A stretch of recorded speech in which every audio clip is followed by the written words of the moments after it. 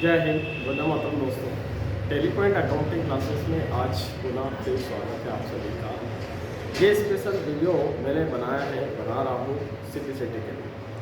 तो सिम्प्लिसिटी होता क्या है? सिम्प्लिसिटी होता है कंप्यूटर प्रोफिशिएंसी सर्टिफिकेशन टेस्ट, जो कि इसके लिए क्या रिक्वायरमेंट होती है, कौन इसकी एग्ज़ाम दे सकता है, कब इसकी एग्ज़ाम दे सकते हैं और जो एग्ज़ाम होती है वो किस टाइप की होती है। तो पहले मैं बता दूं कि अगर आप सिम्प्लिसिटी की एग्ज़ाम क्वालिफाई करना चाहते हैं तो आपका कंपलसरी होना चाहिए कंपलसरी होना चाहिए। 12th कंपलसरी होना चाहिए, क्वालिफाई पास होना चाहिए और उसके साथ साथ आपका 18 साल की उम्र कंप्लीट होना चाहिए। तो आप सिम्प्लिसिटी में फॉर्म डाल सकते हैं और सिम्प्लिसिटी की एग्ज़ाम दे सकते हैं। सिम्प्लिसिटी की एग्ज़ाम की एज की लिमिट कोई नहीं है, आप 50 साल 60 साल तक भी इसको दे सकते हैं, लेकिन आपका होना चाहिए 12th कंप्लीट। इसे 10th और 12th की मार्कशीट इसमें लगती है और उसके साथ साथ एज लिमिट 18 साल है। इसकी जो एग्ज़ाम होती है वो एग्ज़ाम हर एक महीना छोड़कर एग्ज़ाम होती है। लगभग मैं कहता हूँ कि अगर लास्ट टाइम में मार्च में एग्ज़ाम हुई तो अप्रैल का महीना छूटेगा और लास्ट मई एंड तक इसकी एग्ज़ाम हो जाएगी।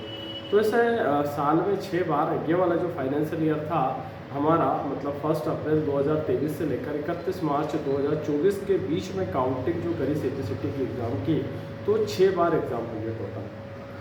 अब हम बात करते हैं इसकी कि इसके जो कैसे एग्ज़ाम होती है और कहाँ कहाँ इसकी यूटिलाइज होती है। तो इसकी जो एग्ज़ाम होती है वो एग्ज़ाम गवर्नमेंट लेती है इसकी एग्ज़ाम, और इसकी जो यूटिलाइज होती है तो वो जो भी गवर्नमेंट सेक्टर्स होते हैं जहाँ पर आउटसोर्सिंग या परमानेंट बेस पे रिक्वायरमेंट होती है, हायर करते हैं, तो वहाँ पर इनकी आवश्यकता होती है कंप्यूटर बेस पे। सबसे ज़्यादा आवश्यकता होती है तहसील में, कलेक्टर ऑफिस में और हॉस्पिटल्स में। अभी बहुत सारे स्कूल्स में भी इनकी आवश्यकता होती है। तो ज़्यादातर जो रिक्वायरमेंट होती है वो आउटसोर्सिंग रिक्वायरमेंट होती है। तो यहाँ पर इस तरीके से रिक्वायरमेंट होती है और आप सिम्प्लिसिटी की एग्ज़ाम दे सकते हैं।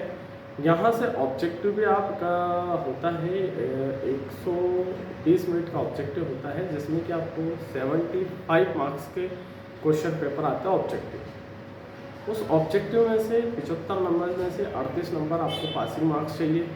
उसके बाद में उस 75 नंबर में से 52 नंबर का जो आता है कंप्यूटर आता है मेन पार्ट। उसके बाद में 5 नंबर का रीडिंग और राइटिंग आता है, रीडिंग करो और क्वेश्चन दो, आंसर दो। उसके बाद 6 नंबर का मैथ्स आता है, जो कि मैथ्स जो होता है 5th लेवल का होता है। उसी के साथ में 6 नंबर का रीजनिंग आता है और 6 नंबर का ऑल इंडिया जीके आता है। तो इस तरीके से कंप्यूटर का जो ऑब्जेक्टिव का पार्ट 75 नंबर का आता है। 75 में से आपको पासिंग मार्क्स चाहिए 38 नंबर। इसी के साथ में अगला जो पार्ट होता है हमारा, वो आता है इंग्लिश टाइपिंग। तो इंग्लिश जो टाइपिंग होती है वो टोटल होती है 30 वर्ड पर मिनट। 30 वर्ड पर मिनट की स्पीड चाहिए पासिंग के लिए। उसके बाद जो भी क्राइटेरिया होता है आगे पास होता रहता है। इसी के साथ साथ आगे हम बात करते हैं हिंदी टाइपिंग की। तो हिंदी टाइपिंग जो होती है वो होती है 20 वर्ड पर मिनट। यहाँ पर कुछ स्टूडेंट्स को हिंदी टाइपिंग बहुत टफ लगती है। मैं कहता हूँ इंग्लिश टाइपिंग ज़्यादा कठिन है, हिंदी टाइपिंग बहुत ईजी है। तो आप सिम्प्लिसिटी की तैयारी करना चाहते हैं तो अगले वाले फॉर्म आने वाले एग्ज़ाम के लिए आप रेडी रहिएगा। हम पूरी तैयारी करवाते हैं सिम्प्लिसिटी की, बहुत ईजी तरीके से तैयारी करवाते हैं और गारंटी के साथ में तैयारी करवाते हैं। टेली पॉइंट अकाउंटिंग क्लासेस पे अगर आप ज्वाइन करते हैं टेली पॉइंट अकाउंटिंग क्लासेस, तो मात्र 3000 रुपये की फीस में 3 महीने का कोर्स हम सिम्प्लिसिटी का करवाते हैं। अगर आप सिम्प्लिसिटी में अगर आप चाहते हैं कि हम केवल टाइपिंग करें तो 500 रुपीज़ पर मंथ हमारा 1 घंटे का टाइपिंग रहता है चार्ज।